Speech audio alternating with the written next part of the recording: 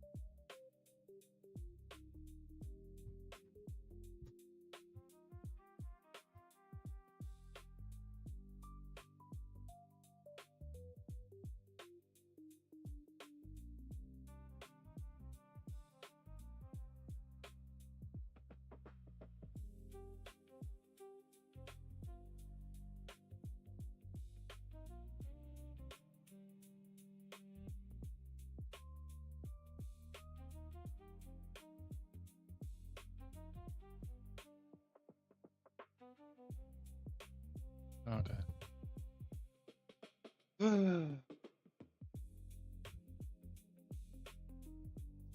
Yeah, neither side of this market is willing to give this move up.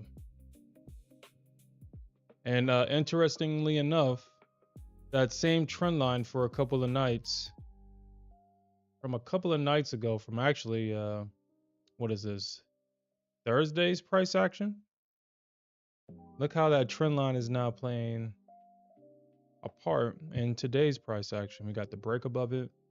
Actually, I kind of want to drill in and see actually what happened, how the market actually, wow, you can't make that up. You got that trend line. You have the market breaking below the trend line, breaking above. And look at where it rests. Right there at that trend line.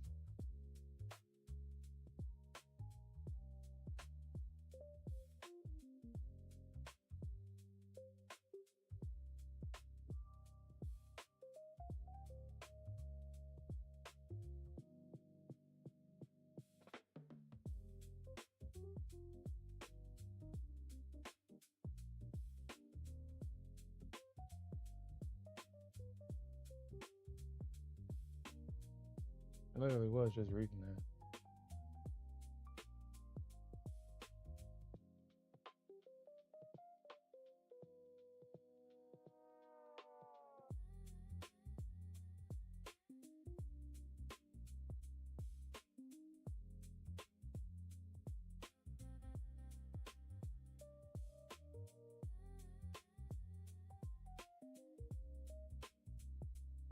Okay.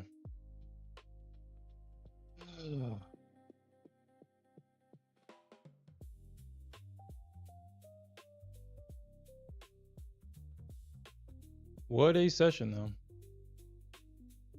What a session.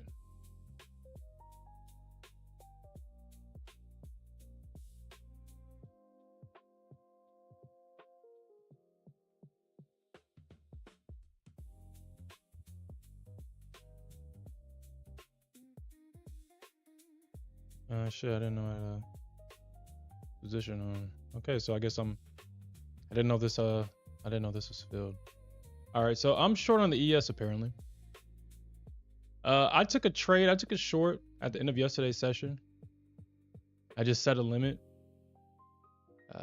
And for me, luckily for me, I got it filled and it went straight to target.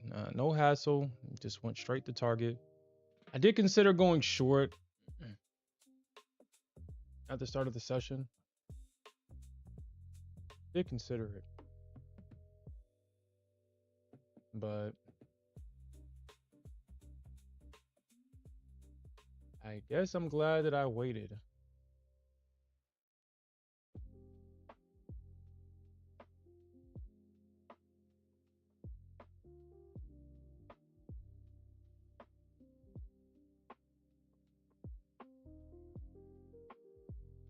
because that is a double top rejection. So we should see the move down. We got the move down. We have the pullback to VWAP and the EMAs. So we should see that move down. At least we got the break, this 15-minute candle. So we should see the move down.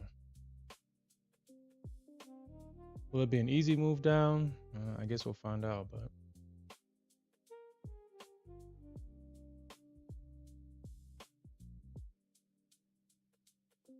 I guess we'll be babysitting this trade the entire session. I'll leave this to run, honestly. I'm not going to manage this after the stream. I'm just going to leave my stop where it's at.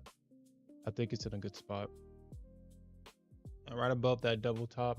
I may actually increase my risk a little bit, maybe a couple more ticks above that high.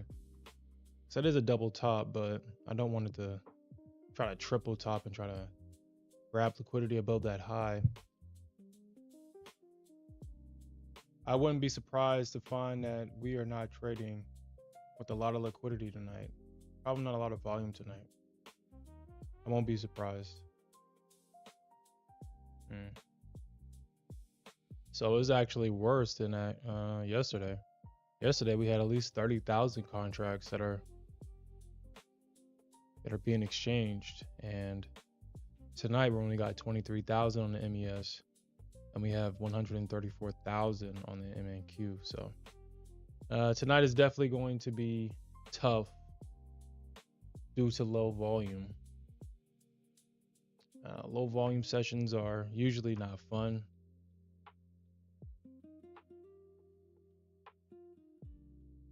It usually grinds in the intended direction, and then we have sharp moves in the opposite direction, usually.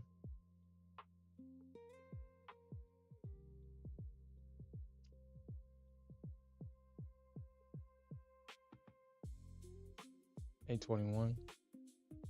Yeah, this is not going to be fun.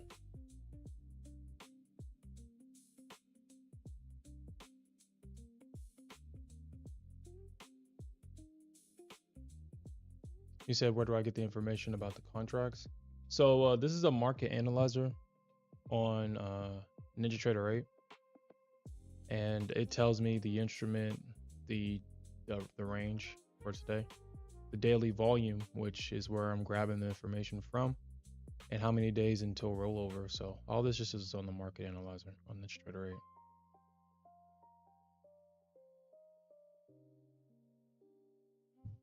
In my opinion, the best platform to trade futures. All my executions that you see on TradingView are done. Sometimes I'll trade on the chart on TradingView. Sometimes. If I'm trading on TradingView, something must be happening where I need to kind of get in fast. But most of my majority of my executions are done through NinjaTrader 8.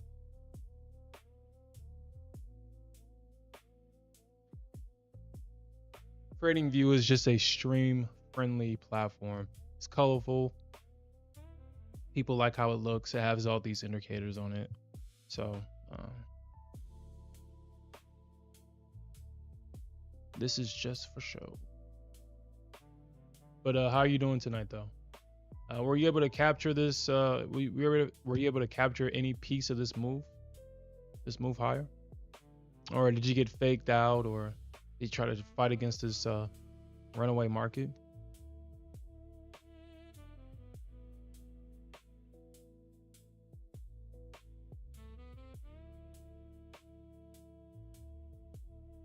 Oh, you didn't get anything?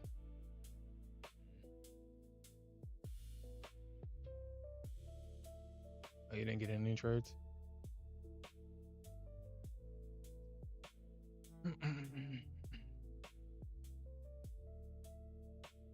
Did market move so fast?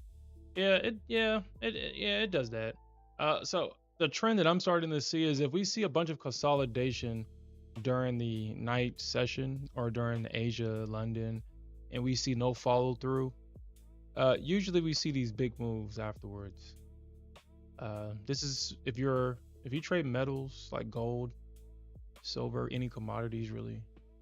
The biggest, like a big sign that we're going to get a big move is when the market just consolidates for multiple hours overnight, and then we see an explosive move to the upside. You trade gold? Yeah, this happens in gold a lot.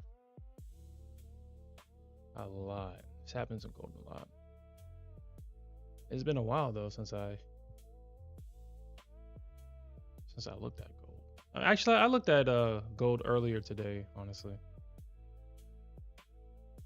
And I said, you know what?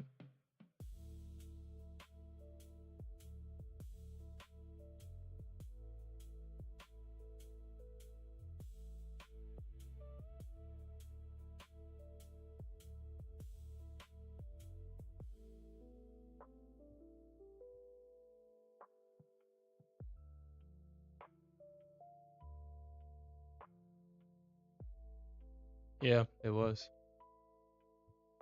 It was actually. And that's why we saw that explosive move to the upside. I think it was ranging between what 3,600, like I mean this range right here. Yeah. From June to August, and then we got that explosive move. That explosive move to the upside. It ran all the way up to about 5,700 on this contract. I know that I could have sworn it only went up to 54 on the original contract they did it on, but I guess on this December contract it ran all the way up to 5,700. I may be wrong. Let me see.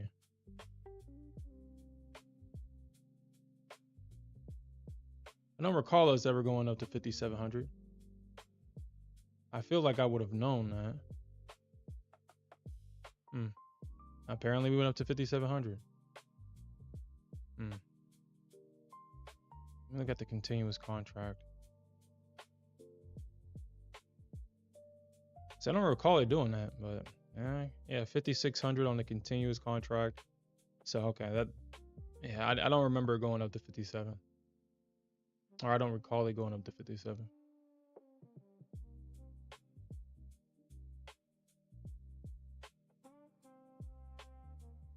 You watch 24/7?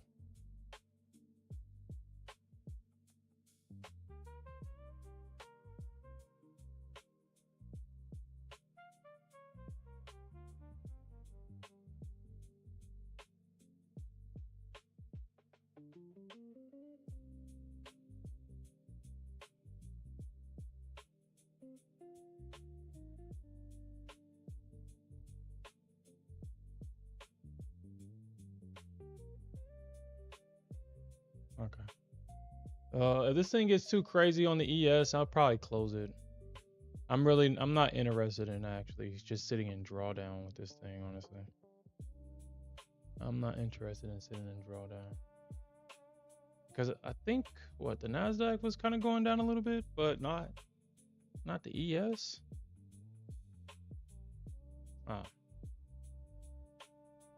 Yeah, the Nasdaq is going down, but I think the ES is just probably just consolidating maybe. Because the Nasdaq is definitely going down. Or maybe it's not. Yeah, it's going. Yeah.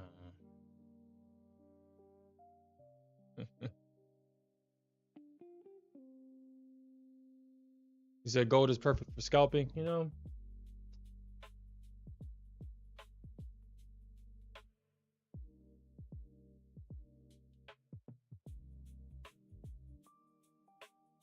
Scalping definitely is a double-edged sword. You're definitely right. You need to be disciplined and able to effectively do it. But if you can do it, if you are disciplined enough to close trades and not let price goes against you, you can rack up a lot of money in a low amount of time. You said you started hating scalping. Why is that? I've already explained why I don't like to scalp.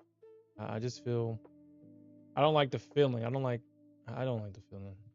My brain just feels depleted, squirting dopamine here and there. I just feel depleted. I don't like how it feels. But I hate missing decent moves. I mean, I wouldn't take a trade like this. I mean, well, I had to be fortunate enough to catch. Well, actually, I would take a trade like this. This is the rejection off of the initial balance. We got stopped out though. If I held too long. The retest of the initial balance. That was a really good trade. I wish I actually took the trade. Honestly, I thought about it. Thought about taking the trade earlier, but I passed on it, and lo and behold, it works. Well, I mean, it's not like I didn't think it would work. With this bullish momentum, I figured that it would, kind of fake out at the highs and act like it wanted to keep going and then fail right back into the range. But that guy's know I trade to ES in the morning. So I didn't want to go back and forth between charts. So I was like, well, I'll skip this one, but I'm really good at skipping good trades for whatever reason. For whatever reason, I'm skipping the good trades. Don't know. Don't know why. Don't know why.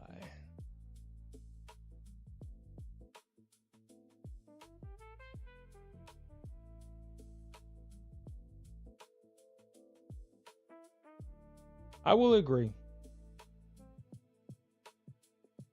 I will agree with that.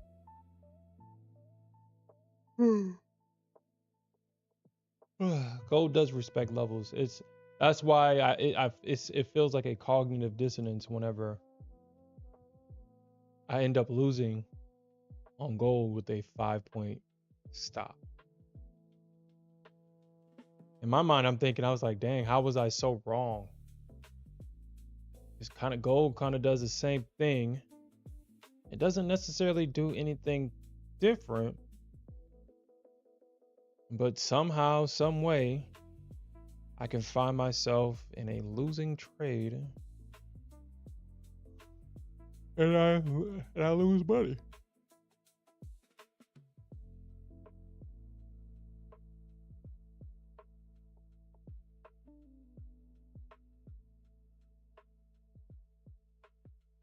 I just don't like it when gold trends. I don't like it when any market trends. I'm more of a range bound, mean reversion type of trader.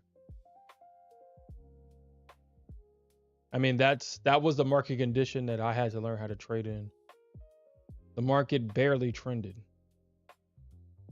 So now that the market trends every day, I had to find the ranges and kind of trade like that. But it's becoming to the point where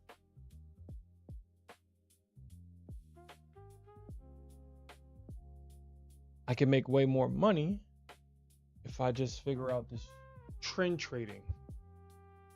But my biggest concern when the market is moving in real time is, when is the bottom going to be the bottom and when is the top going to be the top? When the market is always trending and either you have to sit on your hands and be aggressive, well, I mean, where do you really get in at?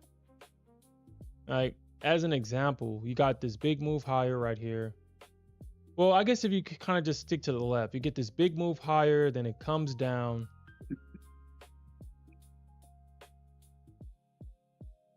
Nope. I don't know where to get in at. I thought I heard something. It was up. Just sitting here listening to sad songs. Unbreak my heart. Say you love me. Yeah.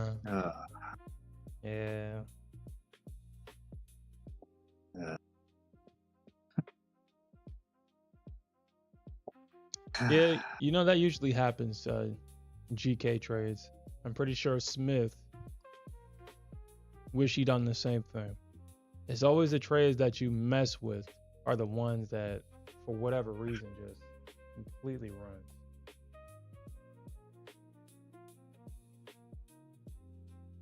Yep.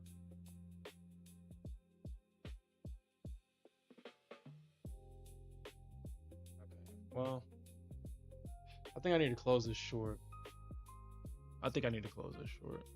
I assume that the ES was going to do something tonight. It doesn't look like it wants to go down. It really doesn't. I mean, why would the market go down? We just had that big, massive run. The most it's going to probably want to do is retest that high. Excuse me. Want to retest that high. So I took the short because it double topped right here, looking for a break of structure to the downside, and maybe I retest of the lows before it goes higher, but it's looking like it doesn't want to do that right now. I guess we'll see.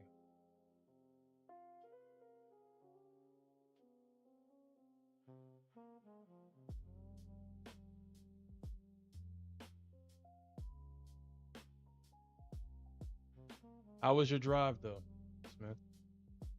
How was your drive? It was okay. I'm tired, for Tired? real. Yeah. Are you plotting on getting your revenge on the market? No. Is that a real no, or is that a no till It's they say yes? it's a real no, because I took some Tylenol PM, so I'll probably be knocked out here shortly. Oh man. Yeah, I had to. This is it's just terrible. Mm-hmm.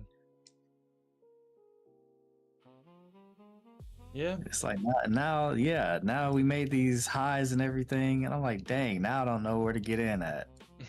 Now I just gotta wait. I gotta wait and let the action show its hand on there's like good support and resistance, supply and demand. And it's just unfortunate, you know. I was in that mess. I only made 6 points today. Yeah. 6 points, and I mean, it came back to break even, but it didn't actually touch it. Mm-hmm. I think it was like, where did I get out at? I think it was right here at 715. Yeah. The candle that dropped the low was 813. My break even was 808, and I closed it because I'm like, damn, they're probably gonna. Who knows how much further they could drop this thing? Mm-hmm.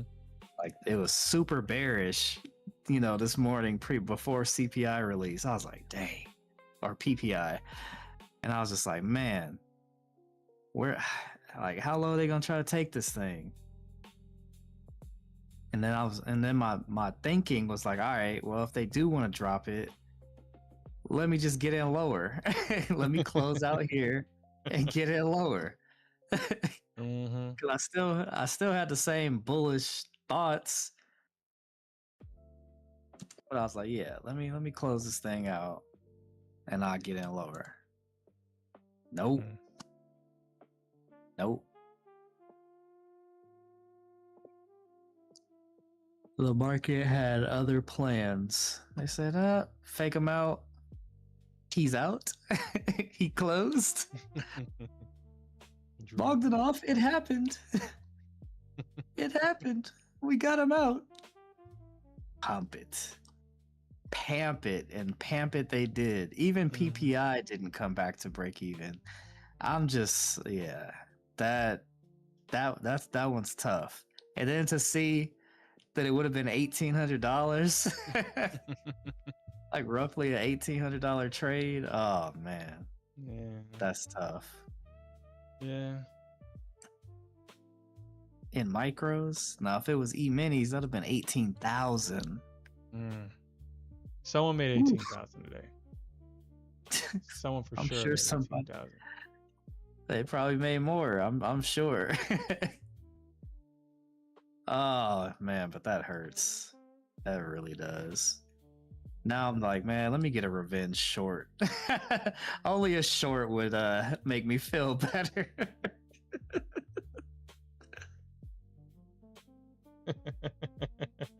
me get a nice juicy short for like 200 points, and I'll feel better. Yeah. We know that ain't gonna happen. Yeah. It's wishful thinking right there. Yeah. So That is this is wishful where I'm thinking. at. Yeah, that's where I'm at. Just distraught, hurt. For You like broke my heart. Vegeta, my pride. What pride is it saying?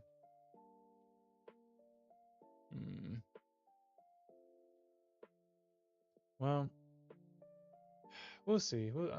Like I said, I'm gonna leave this to run, man. I'm not gonna mess with it because I think the ES is just being nasty here. You know, I think it's being nasty. Make people think that it's still gonna go long when it's gonna go short.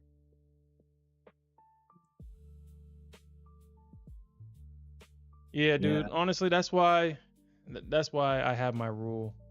If I'm in the trade, I'm in the trade. I took the trade knowing that I could potentially lose. I'm not moving my stop until it hits my target or the price stops me out. I'm not touching that damn thing. Because regret is one hell of an emotion to try to get over, man. And it's one hell of an emotion to try to get over. it is. I mean, my thinking in the moment was like, damn, this thing's flushing. Let me close out and I'll just get in lower. Like, and it never went lower. Get in lower. Oh, it never went lower. But also, like I said, I was driving, went through a dead zone. I didn't want to have to sweat for like the 40-minute dead zone that I had to drive through. I was just like, yeah, all right, let me just close everything. Yep, it's that logic. It's that way of thinking. It's like like, dude. I'm listening to some psychology books, and they're all kind of saying the same thing about our stupid survival part of our brain being stupid. It's all it's trying to do is survive.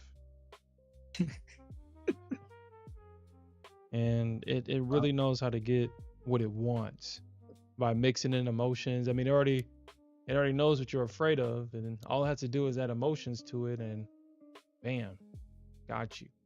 And then it says, man, you know you can just close it and re-enter lower. Like, just stupid shit like that. Like, where is that even coming from? I can just re-enter lower. You're right. When I scale into it, if it goes down lower, you're right. You're right. You can get a better entry. And like now, I'm just skeptical when these so-called good ideas pop up. I'm gonna have to ask myself, where's these good ideas when I need to get a good entry? Where's them ideas at come from? The only time it's these good ideas come is when I don't want to lose. Like, you know, you can just close it out and get a better entry. Like, let's just do that shit like that. And it just feels good, so you just do it. But I'm not doing that shit no more. Yeah. It cost me $1,800 roughly. Yeah. Yeah, they do, man. They're really good at it too. These candles are designed to invoke emotions and actions. I mean, it's his job. It's our job to find the best location on the chart and let the trade play out. Don't close it. Don't mess with it. Just watch it.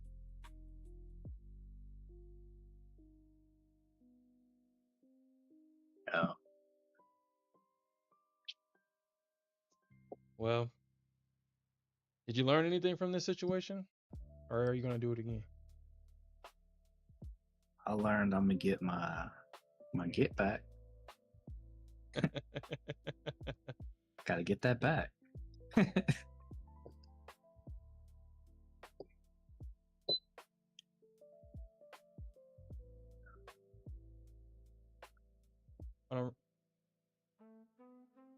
you know that every trader has their own Bogdanov.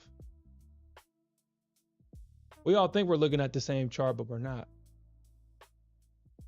We all look at our own individual charts in our own individual dimensions, our own time and space, and the chart may do something different for you that it didn't do for me in order to elicit an emotion.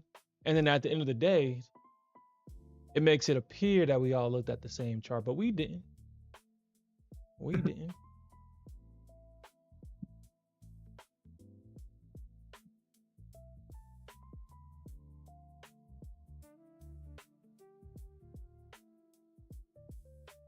But yeah, it is crazy, man. It is kind of crazy. You know, sometimes when I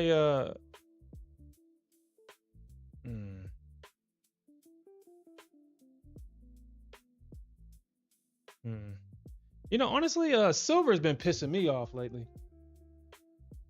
It's not that I'm taking trades on silver. It's like it's doing stuff, and then I get that it's moving like that because of CPI and PPI and I guess whatever.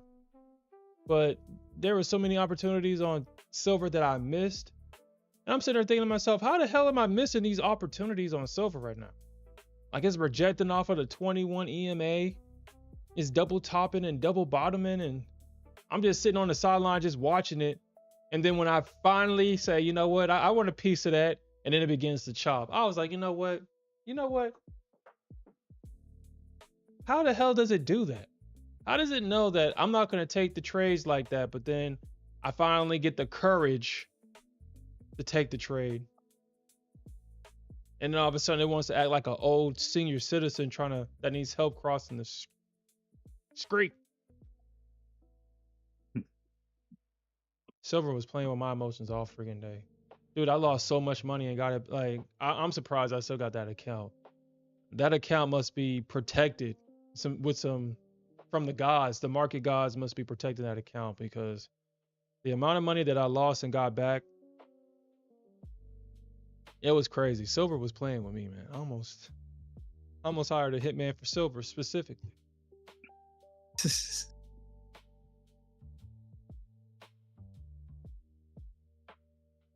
What's going on?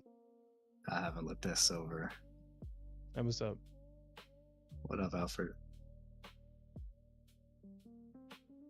You say haven't looked at silver? Silver is pretty. I mean, silver is not moving how it used to move, but there is opportunity there. There's a lot of money to be made in silver. It's just that sometimes it just gets real nasty. Yeah. You were saying silver is your new wifey. What happened to that? We just had a marital spat. That's it. You guys need counseling? No. I don't know. What's that? Does Ike Turner? Yeah, that's a counseling. The Sharm got to slap a bitch? Yeah.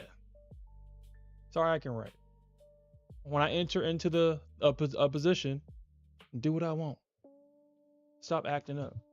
Stop chopping it up. You gonna move that price action, Tina? Are you hopping in long, LT? Actually, let me look at the NQ. I've been.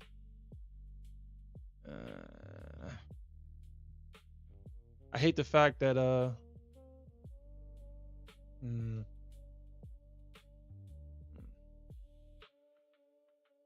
you're hopping in long, huh?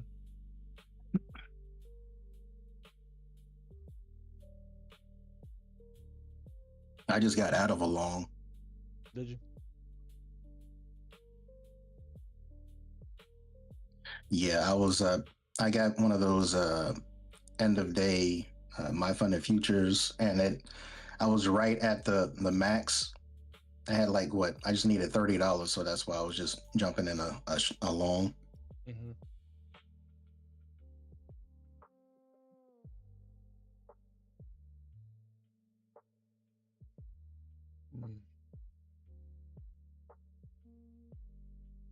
Why didn't you hold it? No, I already had eight. Like I had made 870 earlier, and I just needed $30 more. Okay. Yeah, that big. I was in long before Tokyo did that big pop up, and then it flopped back down. Like I got most of my profit from that, and then I closed down and went to the gym, and I'm just now getting back home.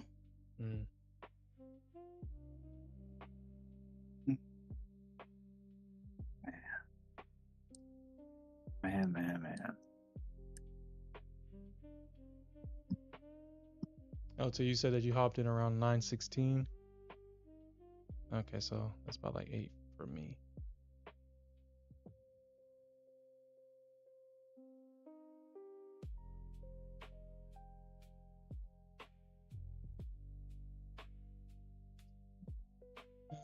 Well, the NQ is definitely looks like it's about to reject off of that 21 EMA and VWAP, but the 50 EMA can be very powerful. It breaks the 21 but holds at the 50 EMA. I do get skeptical that it could pop right back up.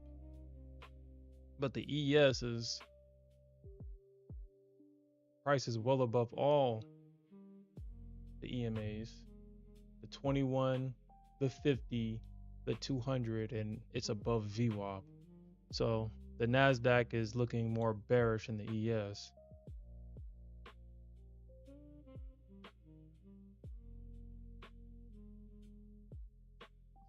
Hey Smith, do you don't trade minis, right? No, not yet. Not yet. So there are plans. There are Smith plans. is a legend. He's a legendary minis trader. I saw him one time. He went to sleep on one of his streams. He had like 2 minis on, and then when I woke up, it was like up 10K. I was like, Jesus Christ! Really? Nice.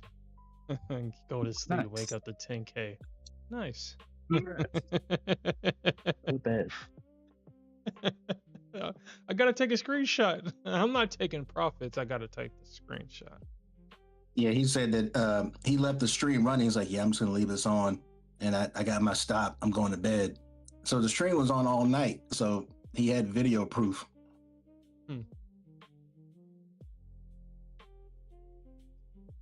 Well, you know,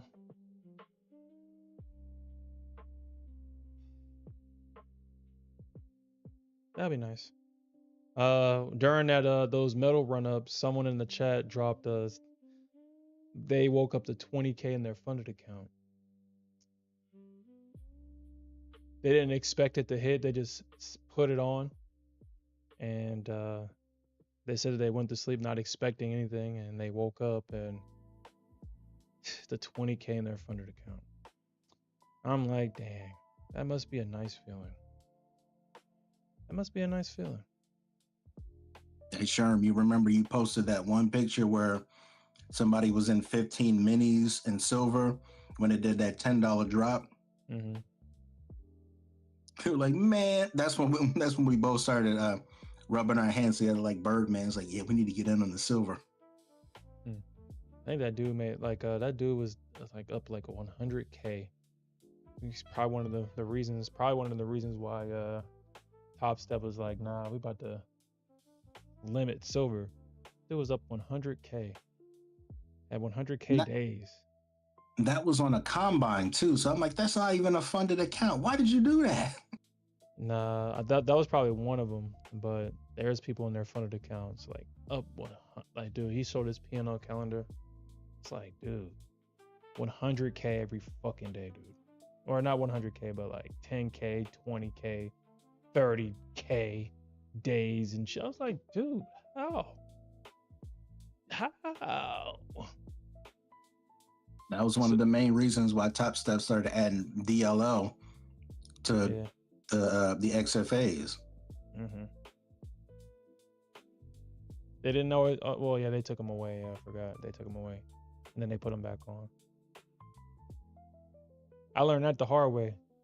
I bought a Top Step combine I was like, huh, my daily loss limit didn't hit. And then then I blew the account. I'm like, how? And I realized that once they put in those risk settings, they took away the DLL. And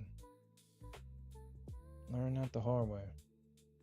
Sherm was trading raw with no protection. Mm-hmm.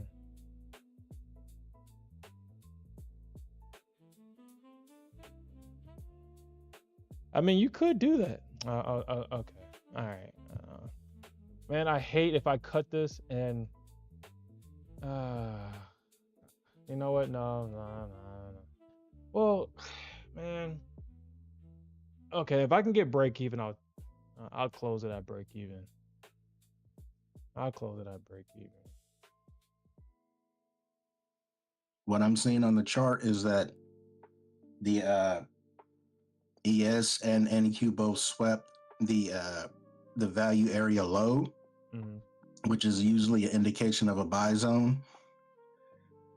So I'm looking for NQ to pump to 3,200, like 30,200 again, because that's where the point of control is.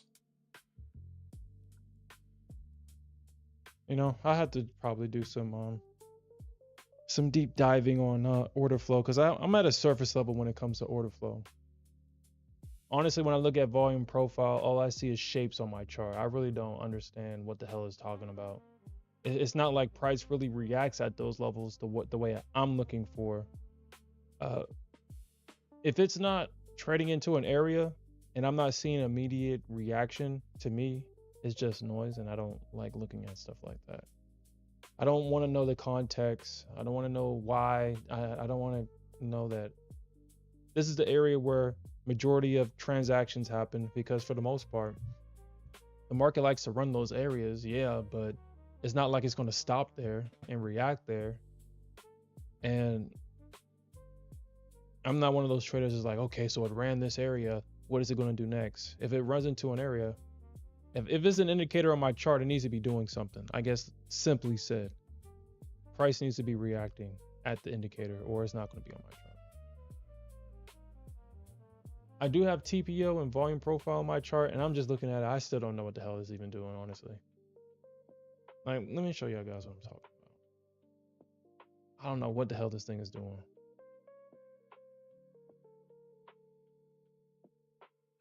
I don't know anything about TPO, but I could try and explain volume profile from what I've learned. Yeah, sure, go ahead.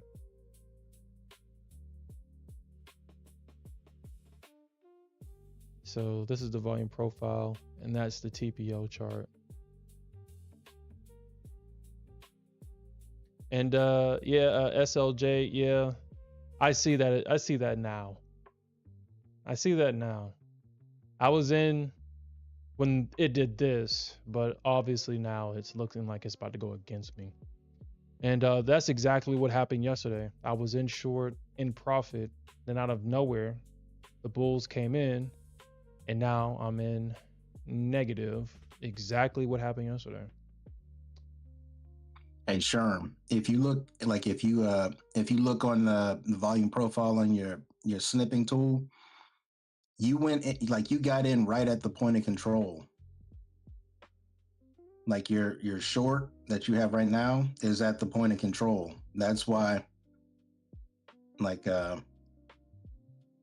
once it went down below the value area low, that's usually what they call the discount area. And when it goes to the discount area, that's when I start to build up a long position. That's why I start with micros. And what I'm looking for is to see what happens when it reaches the point of control, because it could turn around at that point, or it could go higher to the value area high area. Yeah. And right now it's approaching the value area high. When it gets above the value area high, I look for a reaction, whether it's going to pull back or if it's going to keep going. If it's going to pull back, then I take a short to the point of control. So you're just playing the value area high, the range between the value area high and low, and you watch point of control, basically. Yeah, like this morning when NQ opened, it opened and went above the value area high, and then it lost momentum and pulled down to the point of control. I shorted to the point of control, got out right before it. Then that's when Nasdaq shot up and went up like 200 points. Mm. So Ruckit says time price TPO charts is showing me how much time was spent at each level. How do I use that information? Like I said, I'm gonna do my homework this weekend. I have a lot of homework to do this weekend, apparently.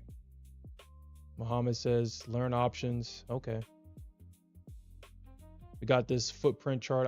I'm learning it day by day, but honestly, I find myself just looking at the volume profile and the candles. Like I find myself just looking at this. You see these little volume profiles in the candle, and then those yellow boxes as point of control. I find myself looking at this more than the actual information inside of the candle itself. I find that, I guess if you're really scalping, you can kind of get in at these point of control candles and you can get a little scalp, but that's not how I trade. So, I mean, I'm not even paying attention to that. But I also like this little indicator where it shows that you got these big transactions at this level in the candle. And it seems like you kind of have to be, you have to like play mental gymnastics. Like if they're selling right here and the market pushes higher, then it's like, oh, well, the sellers failed. And so you can trust longs. And it just seems like it's just so much mental gymnastics, honestly. With volume profile and order flow trading and all this other stuff. It's just mental gymnastics. You said options is really hard.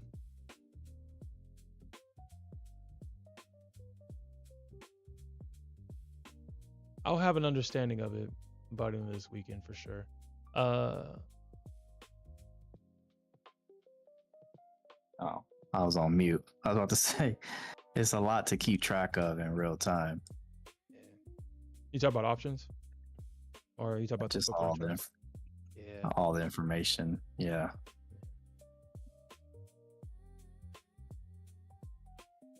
Yeah, options can be tricky because the volume goes in and out because it's people buying and people selling. And it's kind of hard to tell which side is showing the data because the data is not updated in real time.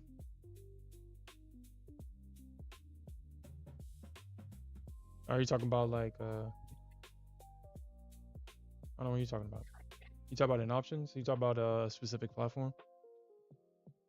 Well, like the data feeds at the options, like on black box stocks, it tells you how like the options flow, but it can't give you a specific amount like that's going in and out because it's kind of hard to read unless you have something that is like very specific.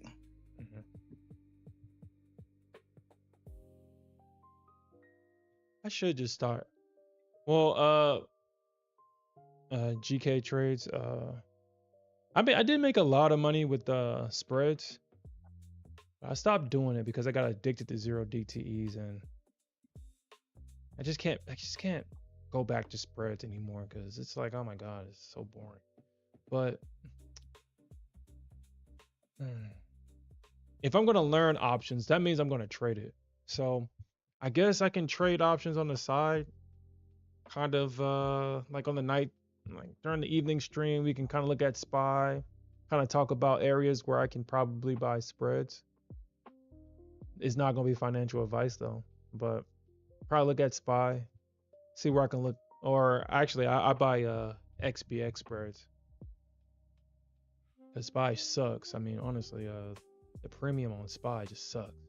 So I made a lot of money with XBX, Tesla back in the day, but I think I'm just gonna focus on XBX spreads.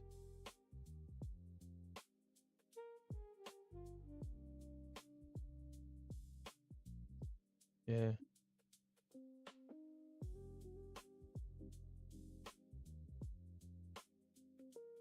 I used to trade with a group that used to trade SPX at the end of the day. Mhm. Like, you know, those MOC moves. Yeah. They would, close orders. yeah, they would either buy or like they would either get calls or puts based on the momentum of the day. And they used to just, they would gamble at the end of the day. All right, it's time for the SPX gamble. Basically, they would buy, like they would try and wait till the last 5 minutes and get it as cheap as possible. If they thought it was going to pump at the end of the day, they would buy the contracts. And then because it cash settles, whatever it was, either it was a big explosion or it went to zero. That's why they gambled them at the end of the day.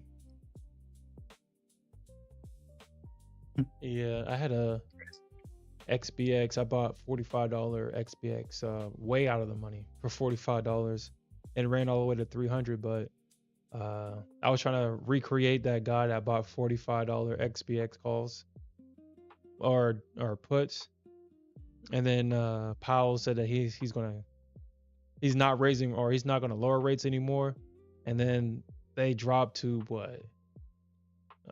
It was like $1,000 point drop on XBA or on ES and Nasdaq, and his $45 puts went to 12K. So I was like, yeah, I can recreate that. It only went up $300 and then it expired worthless. Dang. Expired freaking worthless, dude. I was like, dang. I wanted 12K. I didn't want it $300. But yeah, like why? Like honestly, why not? I mean, it's gonna be, well, since we're gonna be moving away from prop firms and we're gonna start trading personal accounts, since nanos are gonna be a thing. Why not trade like a market maker? Why not buy options and hedge in futures? I'm not gonna do that though, but I can pretend that's what I'm doing.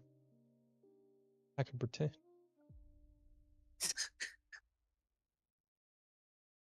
You're already playing pretend with the prop firm, so why not? Yeah.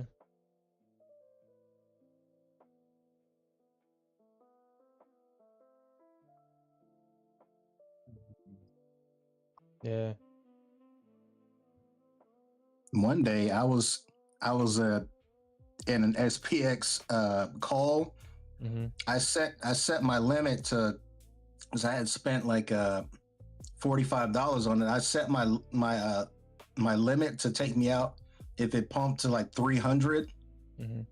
My dumbass, I got pulled out at 300.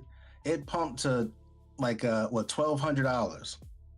So I was kicking myself. I was like, man, why didn't I just let it run and let it cash settle? Because it was like at the end of the day, it was like quarterly rebalancing. It was like the end of the month and end of the quarter, and it just ran. And I was like, man, it pulled me out. I was like, man, it's too late to get back in because it's 359. I was like, damn it, I could have made $1,200. I only made 300. And that's what makes it hurt the most. That's why it hurts the most. The money that you could have made. Yeah, but at the end of the day, I made $300. Well, I made $260 off of something in like minutes. So I mean, I wasn't, when I stopped and thought about it, I was like, all right, that's still a good return. I could have made more, but I could have lost everything too. So no, you had the right to be mad. Yeah, you had the right to be mad. You could have made $1,200. You could have made 1,200. Yeah, I did that with the Tesla play, man. I think I shared that with you guys. Took a damn. I could have made 1,100. I think I took profits at 300 or something, because I only paid 17 or 10 cents, because everybody was talking shit about Tesla. So I was like, everybody was like, yeah, short this scam. We're gonna short Tesla, blah blah blah, and Wall Street bets. And so I was thinking to myself, oh, ES, I know you didn't. I closed that ES play, and I know it's not dropping. Oh my God.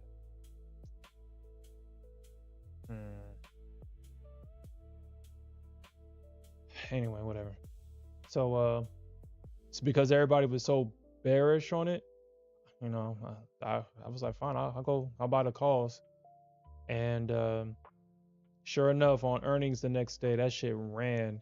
And if I held my contracts, I would have made 1,100, but I took profits at 3. It's kind of pissed. And I kind of hated that situation because, you know, like when you don't take the profits, the contracts expire worthless. But then when you don't hold it and take profit and be responsible, that's when it wants to freaking run. Hey, yo, what's up, Santiago? So you got in short at the 50? We're on the Nasdaq or on ES?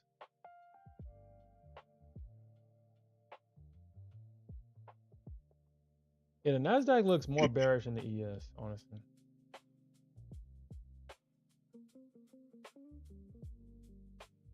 ES looks like it's ready to go.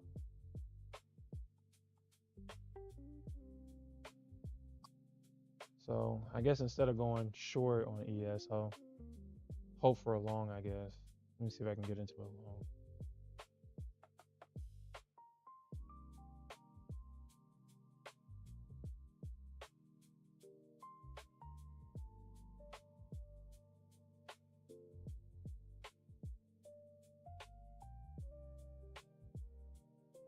But I don't mind buying spreads or probably 0 DTEs. Shit, if we can get 0 DTEs again.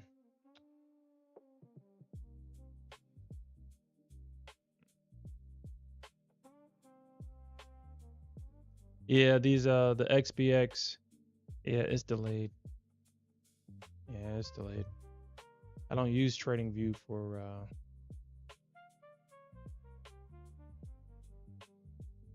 to trade stocks or anything.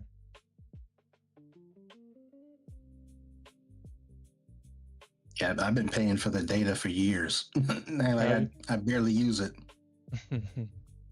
but I just write it off on my taxes. Yeah. Well, that's a nice spread right there. I would probably hold that. Probably have SPY run to the end. Well, I mean, since like I said, since I'm gonna be learning like deep diving with options, and it's not like we couldn't make a lot of money with options, because at this point, if I can trade futures, you can trade options. I mean, or you can trade options if you can trade futures.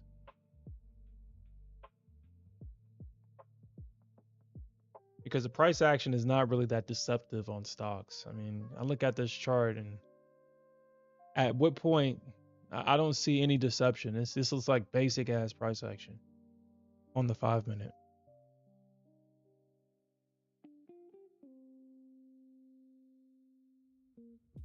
And honestly, I would just probably sell premium on this. I'd probably just sell premium. I just stack up money this way and just keep doing it again and again and again. Yeah, I'll probably do. Okay. All right. I'll put some money in like in my margin account with tasty trades, and we can run up a SPY account or an option account. I will only trade XBX spreads. I'm not going to trade any directional because the market doesn't necessarily move like that. To trade directional.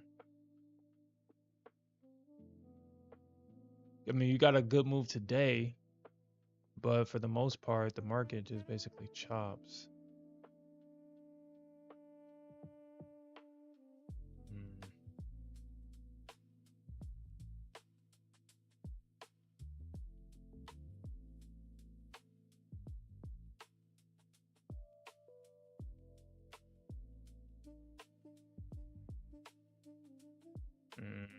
Man, sometimes things just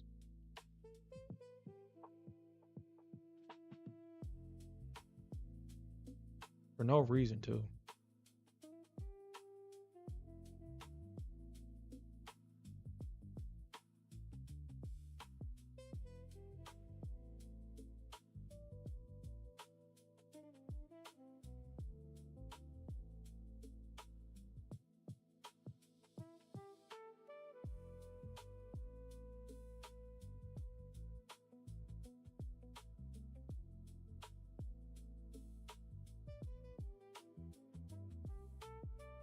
You see how the market just respects the 21 EMA?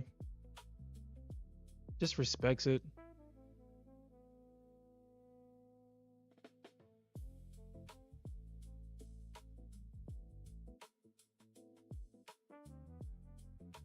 Yeah, the market just respects this thing. I mean, I feel like it wouldn't be the price action that would trip me up while trading options. It would just be my stubbornness.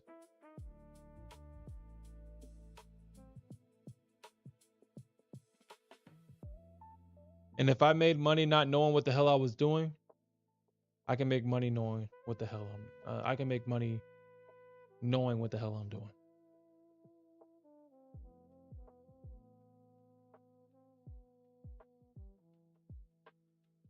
Dang, so it seems like the strategy was just buy put spreads and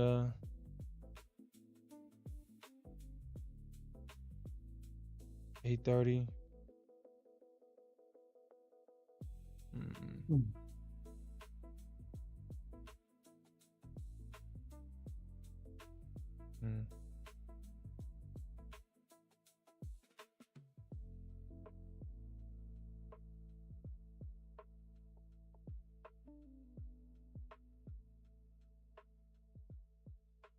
Do I gotta get black box stock again?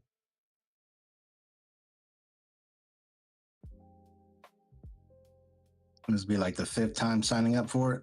Yeah, no, like maybe like the 20th time signing up for that damn platform.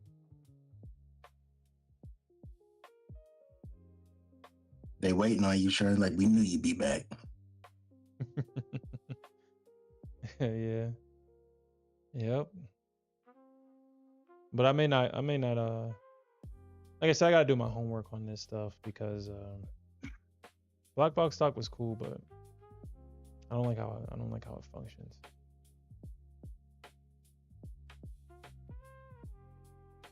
You was about to say something?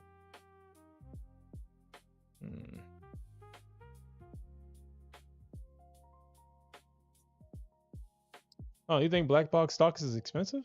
It's like $75. Well, I guess with the new pricing, yeah. I mean, it's $150 if you want the. Hold on. If you want the stocks and options, I think it's like $150. But all I want is the option. So yeah, man, shit, I don't know. Black box stocks is pretty cheap to me. It's like $75 a month, or it's like $59, I think. Yeah, if you get one prop firm payout, then that you recoup your cost, and then you can also write it off against your 1099 for the prop firm. Yeah. I'm about to be running off a whole bunch of shit this year. Of course, I do it every year. Look, for the past 2 years, like black box stocks, trading view data, pretty much anything that's related to the market, I'd write it off against my prop firm 1099s.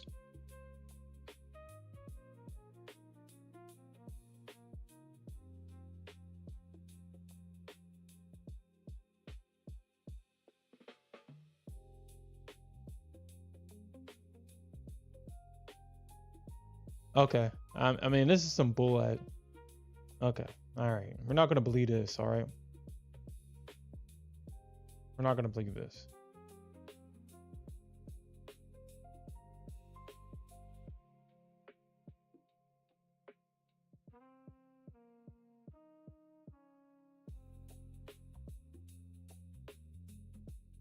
If ES drops, I promise you, if you drop after I flip long, I'm hiring my hitman for you. I'm gonna hire him. See, my only thing about black box stocks is just that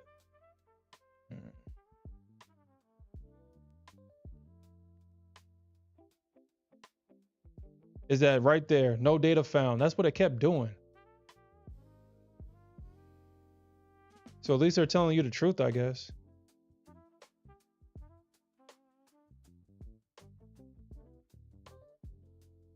Oh, that's what Kang is. I thought Kang was a African American guy.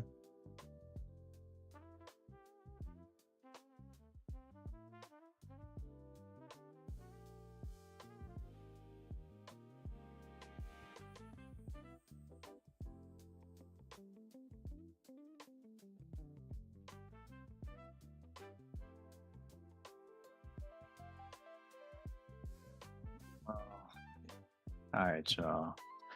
I'm gonna get on off. I'm gonna look for levels lower to potentially go long at, and then we'll see what happens. All right, bro. Have a good night, man. All right. Peace. Peace. Peace. Later.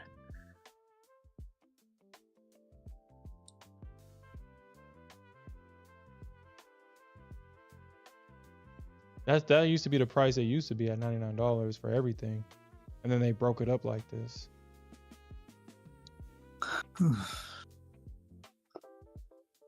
I just never could bring myself to pay for black box stocks for a year, even though I would have it for a year.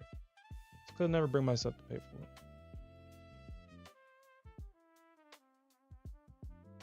Yeah, I only did the monthly because I'm like, I'm not paying.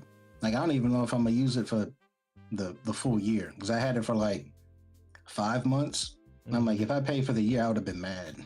Yeah. Yeah. Yeah.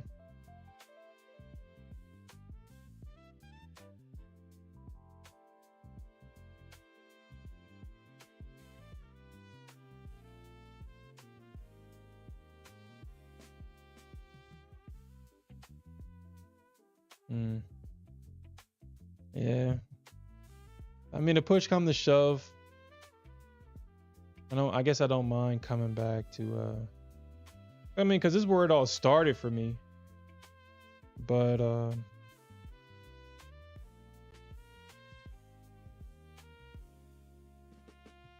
I just don't like where the platform's gone. I just don't like where it's gone. This is definitely a different platform than what I remember it being. I didn't have, like before, it just has so much issues now. But I guess that's what happens when you just add features. It just breaks other things and other stuff just stops working the way that it's supposed to work. So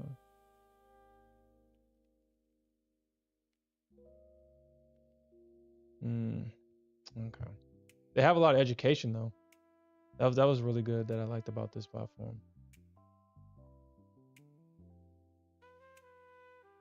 You know what? Rudkit, you just read my mind, dude. I was just about to start talking about them. Because I was like, yeah, I want to see what this platform does. I'm not going to buy it. I just want to...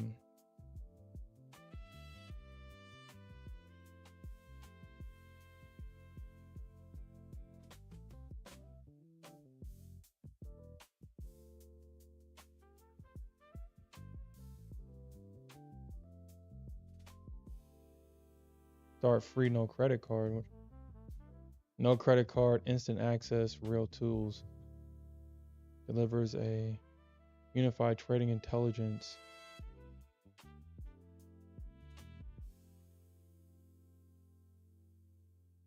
Okay, man, this is just...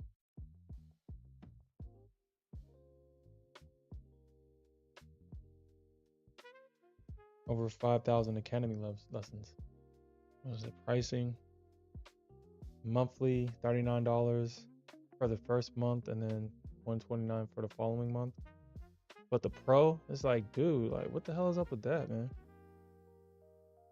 Like, dude, these subscriptions are getting crazy. $350 a month. Your customer base is unprofitable traders. How the hell do you expect us to pay for $349 a month? Or a majority of your customer base is unprofitable traders.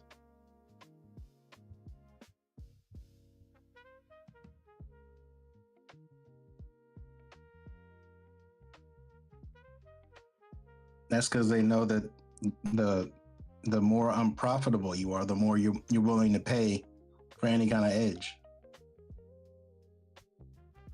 Dude, that's insane. Yeah. That's insane. It's sad but true. You'll get a whole bunch of people trying to skip the actual screen time needed to get better. They'll try and find shortcuts any way they can. Yeah.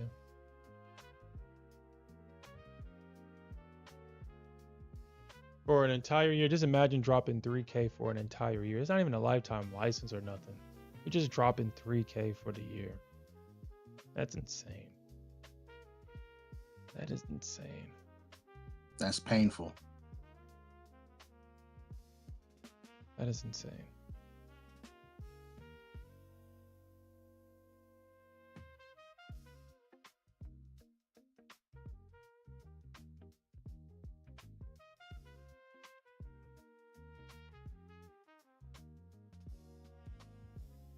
Is you talk about Lux Algo or Lux?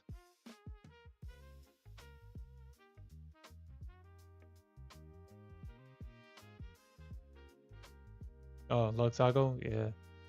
Yeah. Yeah. Yeah.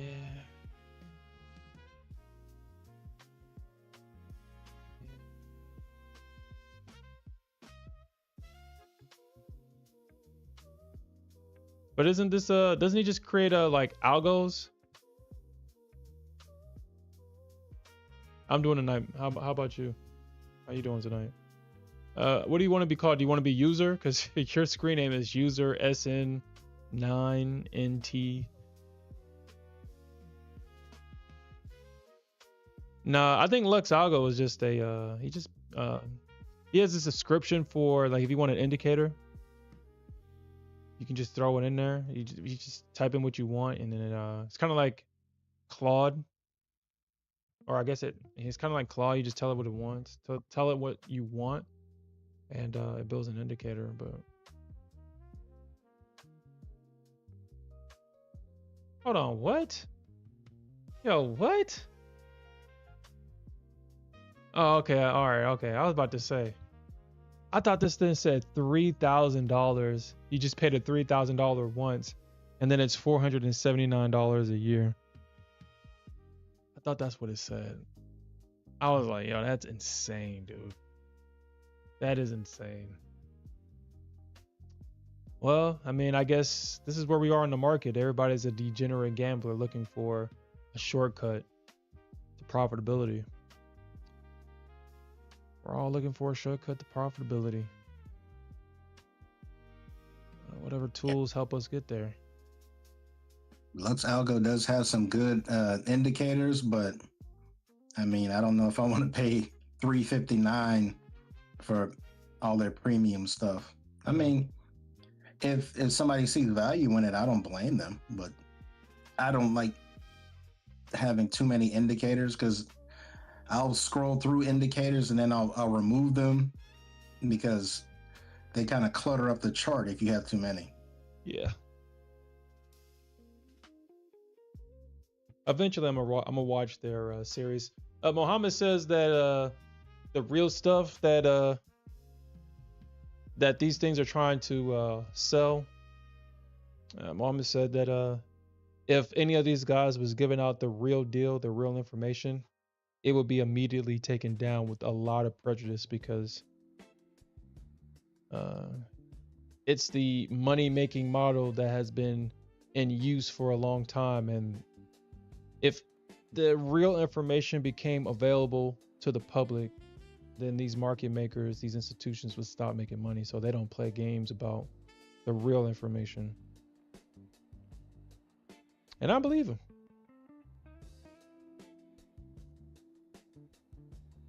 But I have found a couple of books, and they're not on Audible, so that should tell you. So I have to read them. I have to actually sit down and just actually read these books. I think a really good book when it comes to options, and Copilot says that before people become market makers, they're required to read this book. It's called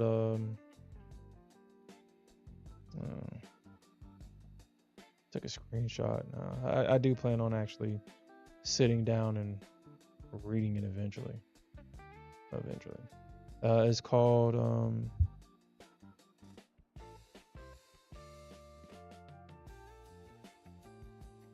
where's that?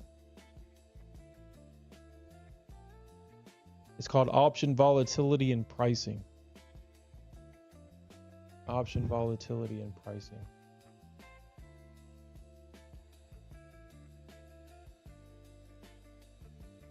There it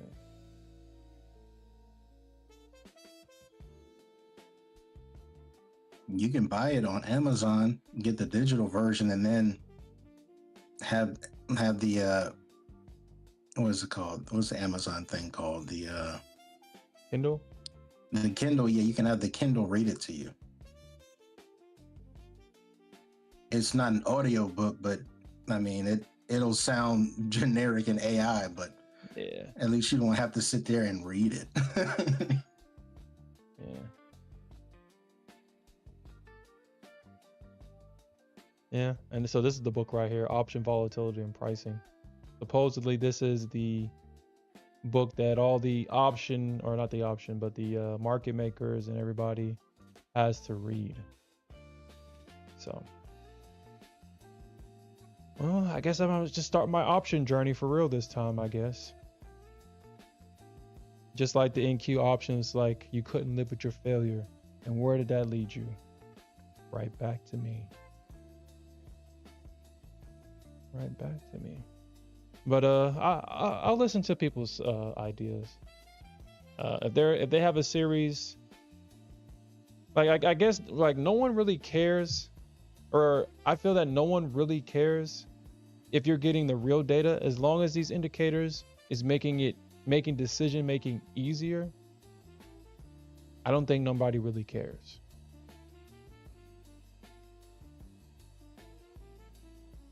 What is this, heat maps or something? One of the people behind the deep charts is a guy named Fabio.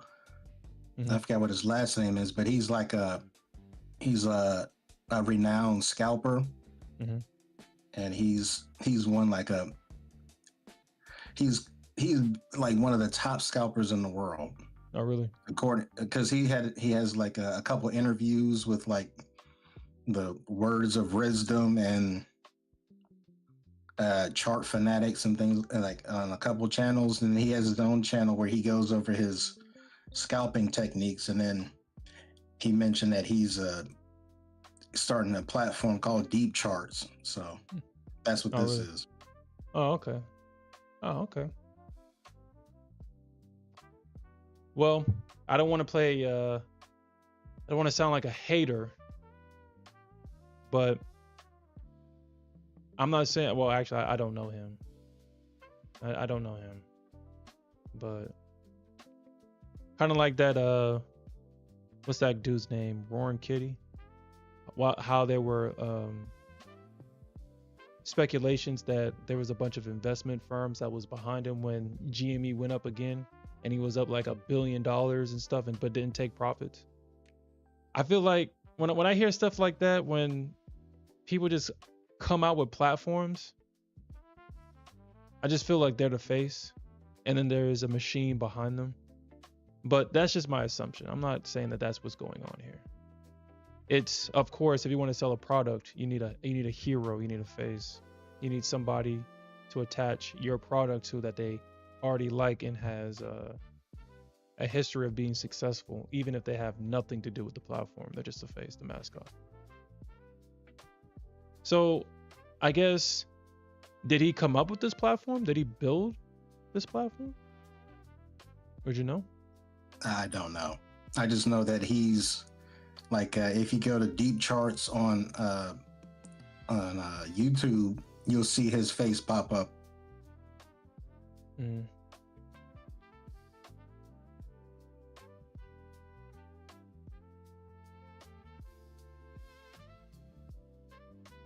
Yeah, Deep Charts was one of the options. If Deep Charts had a lifetime license, I would have purchased it.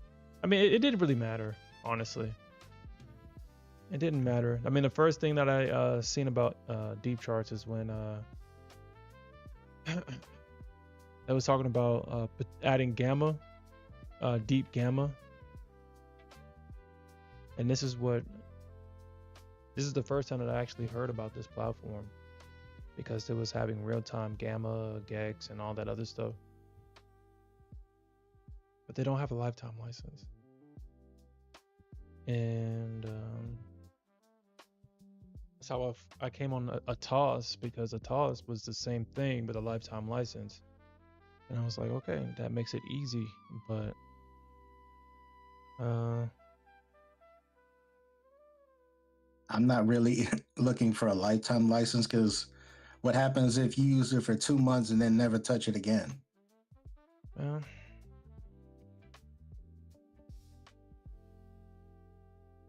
They got their money. Like, all right. Yeah, they got their money. Just like how you say, hey, it's your account.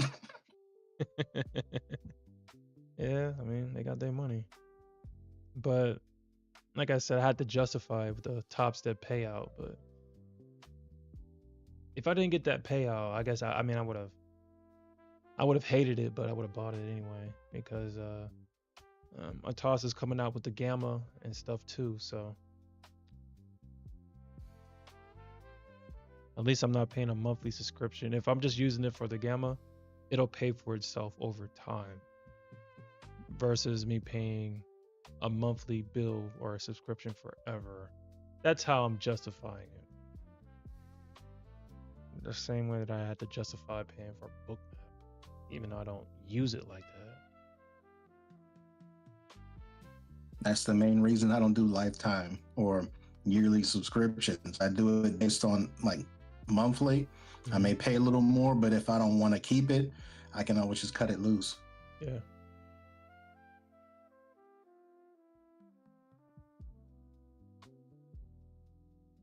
Yeah, Fabian. Yeah, Faber Vale, is that his real name?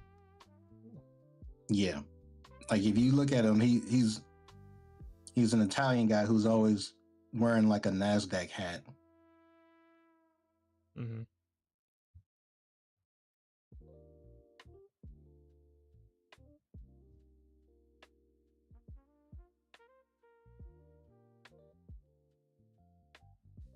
Mm. You said that Top Step's consistency is brutal?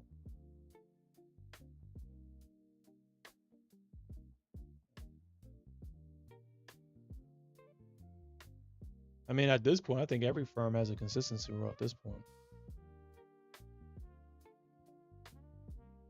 Right now, I'm only interested in firms that allows me to take profit from the drawdown. I don't care if I blow the account. Only thing I care, if I get one payout out of an account, it paid for itself. If I get multiple payouts from one account, it's super paid for itself. I don't like getting past the buffer and having to maintain a buffer before getting a payout. If I make 3K, I want to take half of that shit.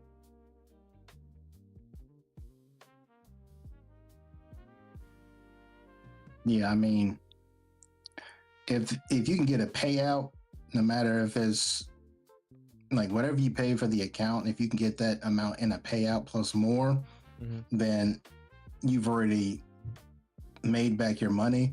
And then at that point, if you make any other payouts beyond that, then you're playing with house money at that point. Yeah, I agree. That's how I see it. Yeah, because my Top Step XFA, I paid $95 for it, and I've gotten like 3 payouts from it. So it's already paid itself back times like 5 now. Yeah. Yeah. Yeah. Honestly, I'm surprised. Well, like I said, I probably have to take that 250K. Once I get to once I get it past the goal, I'm gonna have to kind of pay attention to because I don't think Top Step really wants to pay out those accounts. If you're really doing good on those accounts, they'll probably put you in live, because at your first payout, you'll have 5K in the account. Right now, Top Step is banking on people like going for the big payout. Whether they get there or not, up in the air. But if they're charging $4.99 for a golden ticket, and if you fail, they got $4.99 out of you. Yeah. So I'm sorry to see that. You haven't gotten a payout?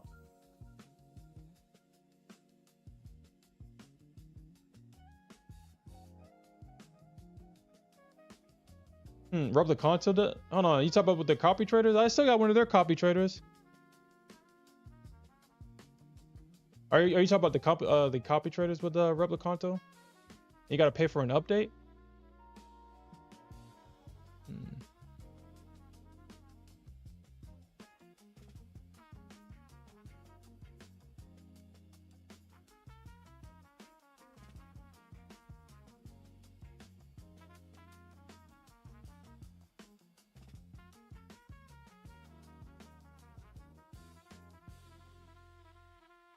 Oh, the copy. Oh shit. Well, hopefully. Well, I mean, I haven't used it in a while. I bought the copy trader because I think I bought. Yeah, obviously I bought the lifetime license. Shit, call me lifetime license Sherm. I just hate the subscription model. I'll just pay the damn money up front, so I don't have to pay for it. I have to worry about it. Bought the lifetime license for Ninja Trader 8. Call me lifetime license Sherm. But I didn't know that.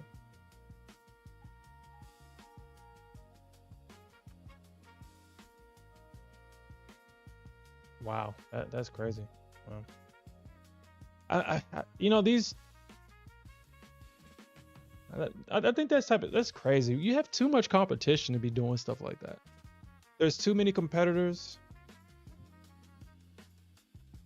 to be so bold enough to charge people for stuff like that. They're like, yeah, we sold you a lifetime license, but we're going to make you pay for something else. I'm like, oh, okay. That's fine. You got your money. You just won't get another dime out of me. That's fine.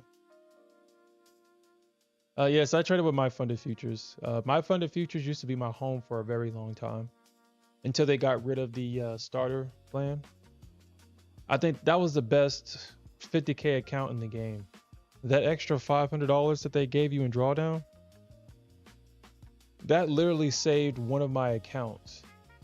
I was about $500 away from drawdown or from max daily loss, and I had to lock in. That account went from almost being blown to being my first live account. What a story. What a story. That account was almost blown, and I know they was looking at that account, was like, yeah, he's about to blow it. We got another one. And that account, I got about 4 or 5 payouts. It got sent to live, got a payout in a live account, but unfortunately I blew it because you get daily payouts in the live account, so you already know how that go. You know how that goes. I was looking for a daily payout. Oh, go ahead. That's why they won't let you buy accounts now. They don't trust you. It's like you might do that to us again. But that was when the market was actually, when it made sense. Like now, dude, the market just does shit now. Like I just have to flip long, and the market just does stuff. I mean, you really have to trade what you see and not what you think, because what you think is wrong. You'll be wrong if you trade what you think. You got to trade what you see in Trump's market. Yeah, you can't force the market to do what you want it to do. Yeah. You've tried several times, but it doesn't work most of the time. Nope, it don't. We won't buy this market back. Shit. And we won't buy this market back. We want that market. Yeah, on the old stream, Sherm used to be like, oh, it's going up. Can't go up forever. Time to short it. and it keeps going up. Why?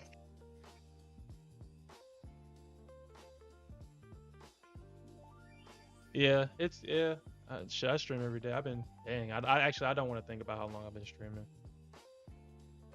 It's easier that way, but yeah, everything is on stream. I guess for the most part, except for them off-stream trades. The off-stream trades.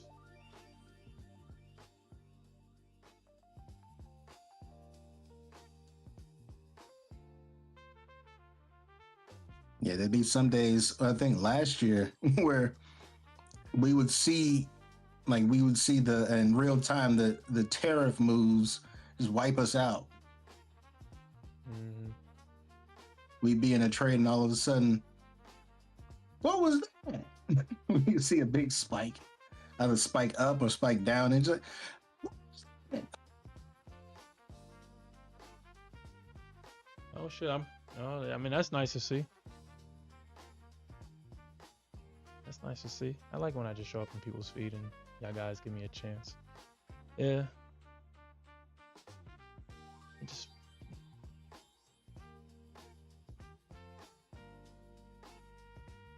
I'd be on a couple other streams, and then people be like, "How's Sherm doing?"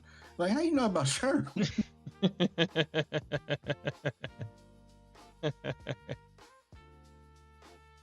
That's nice. Yeah, trading with Travis. He does a stream just about every day. He'd be like, "Yeah, I used to watch him and Brandon. How are they doing?" I'm like, I mean, they're still around." Hmm. And then another guy, Corey, the phone trader, Uh-huh. he was asking about, "Hey, what happened to that guy who streams at night, the black dude with the one with the money flying everywhere?"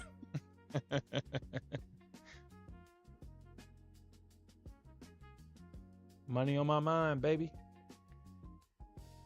Yeah, we're here every night. We're here every night.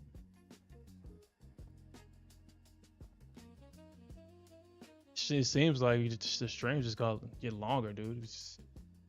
I used to just end at 10, but now it doesn't even feel right to end at 10.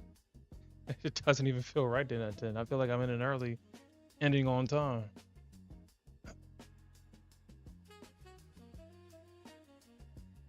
But I'm yeah. usually in bed by now. Only reason I'm up this late because I don't have to work tomorrow. So Oh, you don't?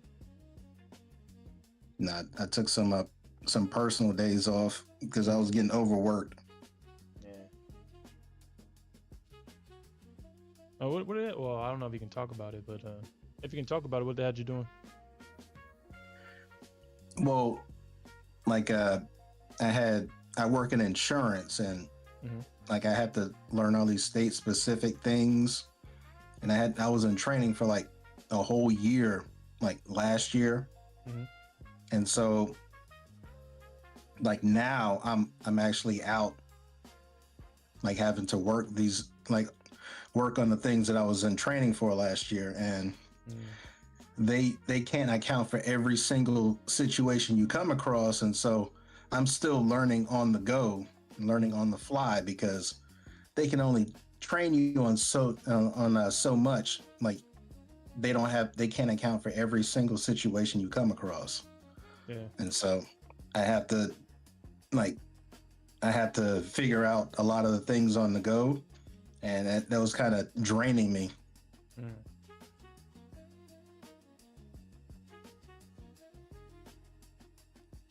I think I was gonna do that before I left for the military. I went to actually a class. It'd be like I paid $300 for that shit, and I didn't even do it because I was working at a call center, and they said that you got to get this license to sell insurance over the phone, and you get like $13 an hour. I'm like, yeah, $13 an hour. I'm gonna be rich. I'm gonna be rich. So I went to the insurance class, paid $300 for it. It was a week. And looking back at it, there is no way that was just a cash grab. Cause dude, how would you learn everything that you needed to know in a week? And then you had to take the damn test. Obviously I didn't pass that damn thing. And looking back at it, there was no way that I could have. There's no way.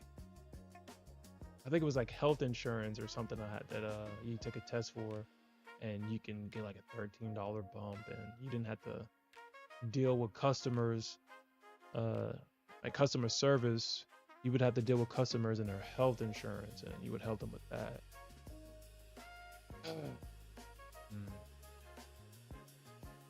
Yeah, a lot of those certificates and things like that, they tell you you can do it in a certain amount of time, but it's rarely ever that short, unless you have like a lot of free time on your hands.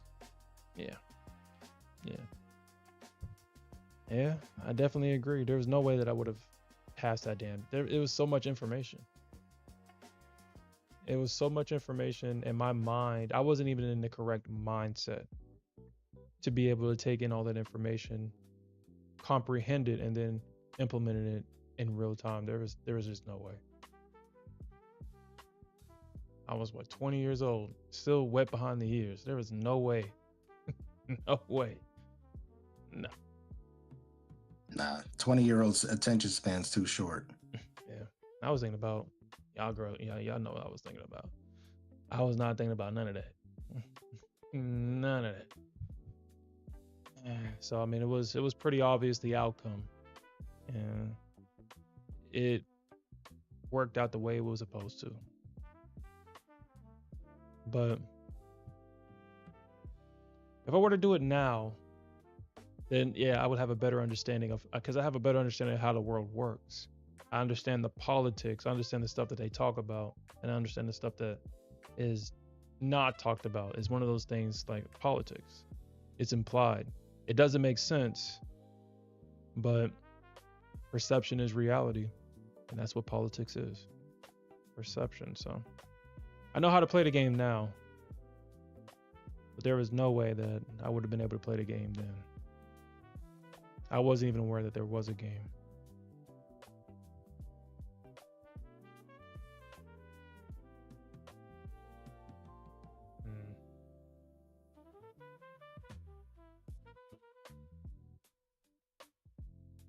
Hey, what's up, man?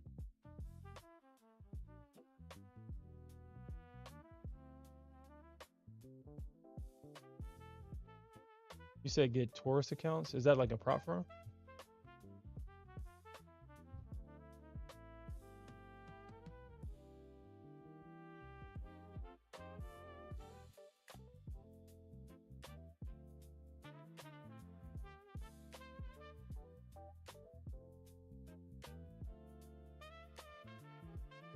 I mean, we can look at it, and this is probably the last thing that we do. We've been looking at accounts all night. You said tourists?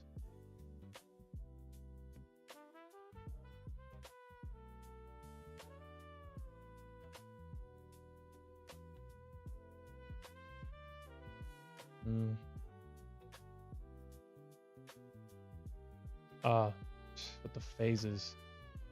Forest Arena. I mean, Top Step is the trendsetter. Everybody takes from Top Step. Whether it's their old way, their new ways, everybody takes from Top Step. Let's look at their plans. So they have like a first phase and a second phase type of thing.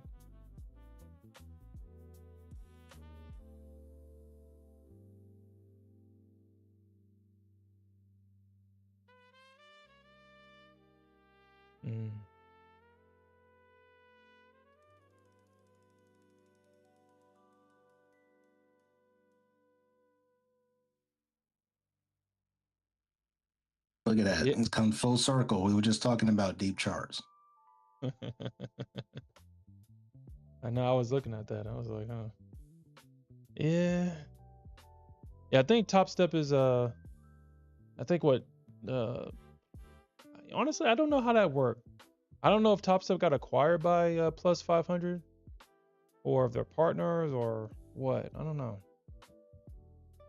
They're partners because the Plus 500 provides their data. Oh, does it? Yeah, it provides the data for the brokerage.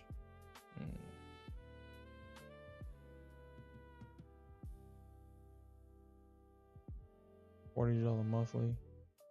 Challenge phase only. So it looks like they only have 25, 50, and 100K accounts. Direct Prime.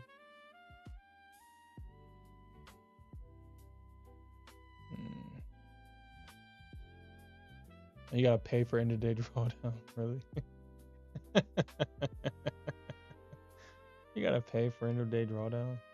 Nickel and dime you. Yeah, I know, right? You want to end the day? $10.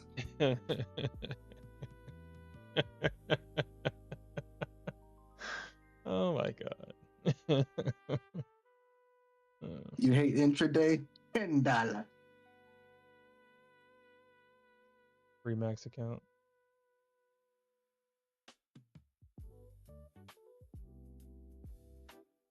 Let's look at their payouts, because I mean that's what's going to make me consider them or not. Let's look how can I become payout eligible? That's what I care about. Frequently asked questions. How many accounts can I trade? What kind of markets can I trade? Which countries are restricted? How fast? Can I get my sim profit account?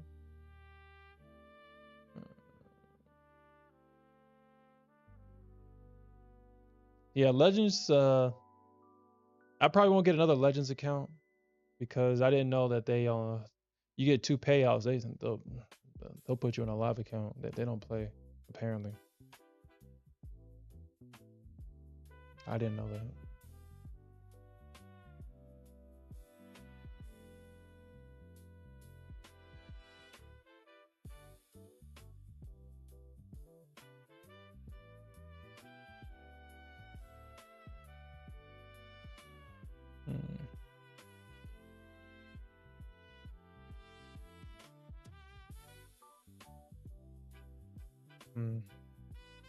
Yeah, so I don't like that.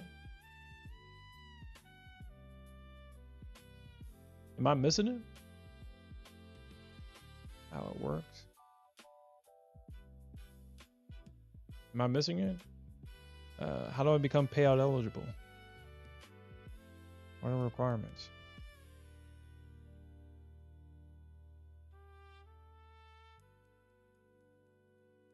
So you need 5 days of 100 to request 50%.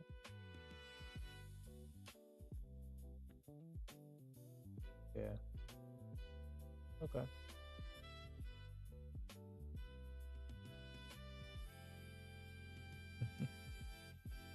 But all right, guys, that's gonna be it for me tonight. I do appreciate everybody that joined us tonight. We'll definitely come back tomorrow morning, and we'll definitely look for more opportunities to earn some more money. With that said, peace out, everybody, and keep on jabbing. Peace out, Sherm.